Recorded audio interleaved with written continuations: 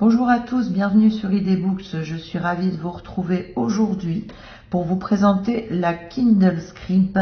Donc la Kindle Scribe, c'est la liseuse très haut de gamme que présente Amazon aujourd'hui. Elle est disponible depuis quelques minutes et on va la découvrir ensemble. Donc cette Kindle Scribe, je vais ouvrir la boîte, je l'ai déjà évidemment configurée pour les facilités de cette vidéo. Donc Kindle Scribe, c'est une liseuse très grande taille, c'est aussi un bloc-notes numérique qui permet de travailler, de prendre des notes et qui a d'infinies possibilités également de dessiner. C'est une liseuse qui fait 10,2 pouces, donc c'est très grand. Elle pèse 433 grammes. Donc un poids assez léger pour un appareil de compétition comme celui-ci. Elle est proposée en 16, 32 et 64 gigas, une autonomie de 12 semaines. Et puis évidemment on a l'éclairage, mais ça on va le voir quand on va rentrer à l'intérieur de l'appareil. Et le prix démarre aux alentours de 430 € pour la version 16 Go. Donc évidemment ça monte si on est en 64 ou en 32 Go. Dans la boîte nous avons donc l'appareil, nous avons un stylet. Donc ce stylo qui reproduit un peu la sensation de l'écriture sur une feuille papier. Ce qui est assez super, c'est qu'il n'y a pas besoin de le configurer. Il est utilisable tout de suite. Dans la boîte, qu'est-ce que j'ai d'autre? Eh bien, j'ai des mines de rechange et j'ai également un câble pour recharger et transférer mes fichiers d'un ordinateur vers l'appareil et vice versa. Donc on va rentrer plus profondément dans l'intérieur de la bête, si je puis m'exprimer ainsi. Donc la Kindle, je vais la démarrer ici. Non, pardon, j'ai l'habitude de l'autre. Voilà, je vais aller, déjà on va retourner dans la bibliothèque, etc. Donc je retrouve mon univers, on va dire Kindle Global Paperwhite. Donc j'ai un accueil qui est ici, donc où je retrouve l'intégralité de ma bibliothèque en premier, et puis la librairie Kindle qui est disponible de la même manière que sur tout autre Kindle. Donc ici j'ai un onglet qui présente tous les livres qui sont dans ma bibliothèque, et puis j'ai également un onglet carnet de notes. On va le voir comment ça se passe. On va pouvoir créer des notes pour travailler, pour dessiner, pour réfléchir, etc., etc. Et puis là, eh bien, j'ai les différents autres paramètres. Il faut savoir que cet appareil Kindle Scribe permet également d'avoir plusieurs modes au niveau de la lisibilité de l'écran. Comme vous pouvez voir, on est sur un très grand écran. On peut gérer la luminosité comme on en a envie. Moi, je vais la mettre plutôt en mode classique, comme ça, en luminosité automatique, pour que vous puissiez voir un petit peu où on en est et comment ça se passe. Donc, on va aller voir dans un premier temps la partie livre. Donc, vous remarquerez qu'Amazon a décidé de faire une petite fioriture, on va dire, dans le côté liseuse. C'est-à-dire qu'on a un grand cadre blanc qui est là et qui en fait est pas mal parce que ça permet de prolonger la sensation de lecture papier. Et puis ici, pour tenir notre appareil, on a une grosse bande noire que je trouve un peu laide. Moi, j'aurais préféré que tout soit blanc ou que tout soit noir, ou plutôt blanc. Mais bon, quoi qu'il en soit, c'est plutôt lisible et on a vraiment une impression de solidité. On a quand même une coque qui est métal. Donc c'est plutôt, c'est vraiment une bonne prise en main, on va dire, au départ. Donc on va pas faire le tour de la librairie cette fois-ci puisque c'est une librairie classique Kindle comme vous les connaissez. Par contre on va rentrer dans un livre. Voilà. Donc là, vous voyez, on est sur quelque chose, je vais passer ailleurs parce que j'ai déjà préparé, j'ai un peu testé. On est sur une lisibilité absolument parfaite, très proche du papier. On a une belle mise en page ou une belle restitution de la page. Et là où je trouve que on arrive à des niveaux vraiment intéressants pour tous ceux qui ont besoin de travailler tout en lisant, c'est évidemment la fonction avec le stylet et la possibilité de créer des notes. Donc j'ai ici un menu qui me permet d'utiliser ma mine en mode stylo plume, en mode marqueur, en mode crayon. Moi, je préfère, en tous les cas, pour vous faire la démo, utiliser le mode de stylo. Donc, il faut savoir que j'ai la possibilité d'écrire n'importe où sur la plage et d'enregistrer mes notes. J'ai deux possibilités, en fait. J'ai une possibilité qui est de créer une note de façon instinctive, on va dire, directement en écrivant sur le livre, et j'ai une autre possibilité qui est la possibilité de créer une note en tant que telle. Donc là, avec cette petite icône là, je vais toucher, donc je sélectionne cette icône, hop, et là je vais poser la scribe pour vous montrer, et je peux intégrer une note manuscrit. Donc je vais, oh, je me suis trompée, je vais prendre la mode stylo, voilà. Donc j'écris très mal, vous le savez déjà si vous me suivez. Je teste. Voilà, donc là j'ai créé ma note, on va dire classique. Maintenant j'ai l'autre possibilité qui est de créer le mode note intuitive. Donc vous voyez là j'ai créé ma note, et pour retrouver ma note j'ai un petit icône ici qui me permet de la retrouver. Je peux évidemment l'exporter après, me l'envoyer par mail, etc. Donc l'autre possibilité, c'est de créer ce que j'appelle moi la note intuitive. Alors Amazon a sorti un petit nom en anglais pour en parler, mais bon, je trouve pas ça très mémorable comme nom. Alors je vais vous montrer comment ça se passe.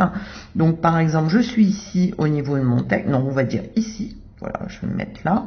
Et puis je vais créer ma note. Donc je vais écrire je teste. Voilà, je teste. J'ai la possibilité de supprimer ma note ici ou alors de la conserver. Donc là, je vais la conserver. Clac. Et vous voyez, en fait, cette note intuitive, elle se cale et elle resize, on va dire, mon texte, pour ne pas perdre évidemment la page que j'ai, mais j'ai la possibilité d'avoir cette note-là et de la retravailler plusieurs fois.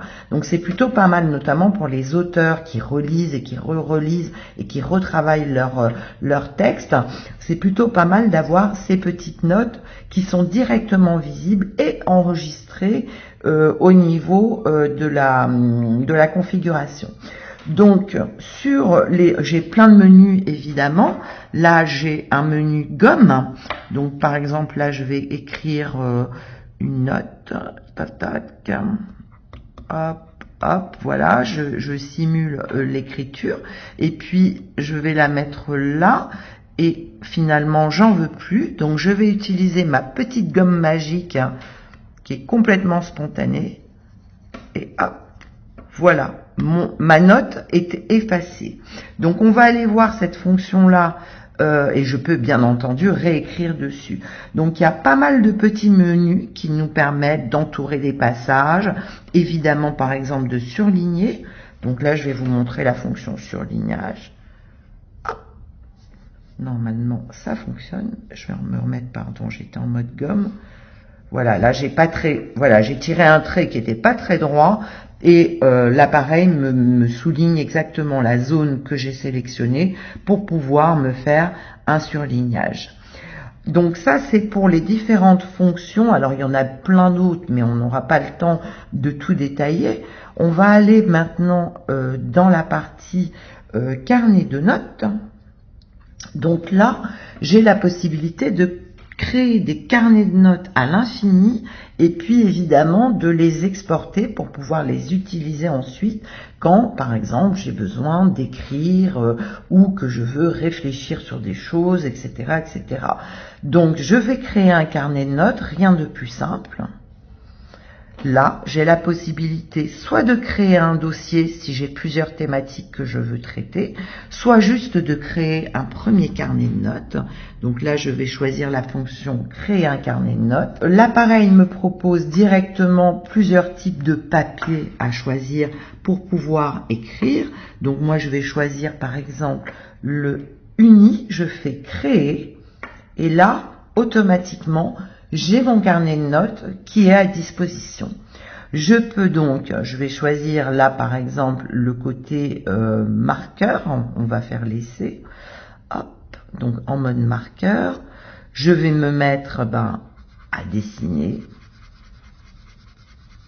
Et c'est assez sympa parce que même le bruit que ça fait quand j'écris avec mon stylet, voilà, je dessine mal, je sais, ne vous moquez pas. Voilà, je dessine une fleur. Vous voyez, je suis vraiment comme sur du papier. Donc ça, c'est assez sympa parce que ça permet de pouvoir créer au gré de son envie, de son imagination, etc. Allez, j'efface mon petit dessin. Vous voyez, c'est super réactif. Tout ça pour vous montrer qu'une fois de plus, Amazon fait très fort.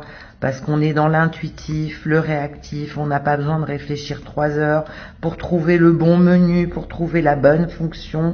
Et puis dans mon petit stylo, j'ai oublié de vous le dire, j'ai également un petit bouton là qui me permet de paramétrer des raccourcis. Donc pour ne pas avoir forcément à passer par ces menus. Donc, je retourne sur mon stylo, je vais prendre mon mode stylo, et là, je vais me mettre en mode écriture. Donc, voilà, je teste pour IDBooks, la Kindle Scribe. Voilà. Donc, vous voyez, ça répond au doigt à l'œil. Il n'y a pas de temps de latence entre le moment où j'écris et le moment où ça se fige, on va dire, sur l'écran.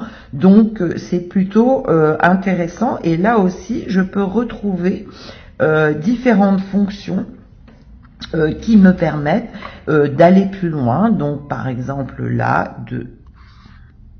de souligner en mode marqueur si je veux. J'ai aussi une fonction lasso qui me permet d'entourer certaines zones de texte, de sélectionner, de couper, etc., etc. Évidemment, je peux revenir en arrière et j'ai la possibilité de déplacer ce que je fais vers le côté droit ou vers le côté gauche, etc. Donc c'est assez puissant. Je vais sortir de mon carnet de notes et là vous voyez, je n'ai même pas besoin de dire je veux l'enregistrer, il s'enregistre automatiquement et j'ai mon deuxième carnet de notes qui a été créé. Je vous montre le premier carnet de notes que j'avais créé. Voilà, là j'avais choisi un papier ligné.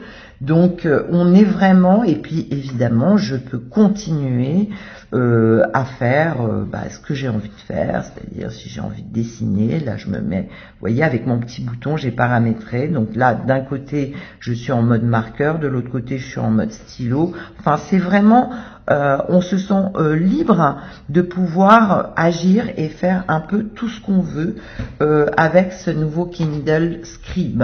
Donc évidemment c'est un modèle qui est très haut de gamme. Son prix, je vous l'ai dit, c'est à 429,99 €, donc c'est quand même quelque chose c'est un prix conséquent, donc il faut être sûr qu'on va l'utiliser beaucoup en mode lecture et en mode travail. On va passer quand même à aller voir la restitution graphique, parce que moi j'aime bien toujours voir comment ça rend au niveau notamment des mangas. Donc par exemple je vais aller voir ce manga là, et là, waouh, on est juste sur vraiment de l'affichage qui est proche d'un manga papier. On est sur quelque chose de très fluide, encore une fois. Hein, c'est du Paperwhite, c'est du Kindle, c'est du Amazon. Je suis désolée, mais on me dit que je les défends trop, mais il y a quand même pas mal de raisons pour le faire. On est vraiment sur des choses qui sont parfaitement lisibles, intuitives et qui donnent envie de lire. Je zoome, voilà, un tout petit temps de latence et là je peux voir ma bulle en gros. Donc voilà ce que je pouvais vous dire dans une première approche de ce Kindle Scribe édition 2024. C'est une jolie réussite de la part d'Amazon et je vous retrouve très bientôt sur le site internet idbooks.com pour en savoir plus sur Kindle Scribe 2024. À très bientôt et merci pour vos commentaires, vos pouces hauts et votre soutien à idbooks. À très vite, ciao.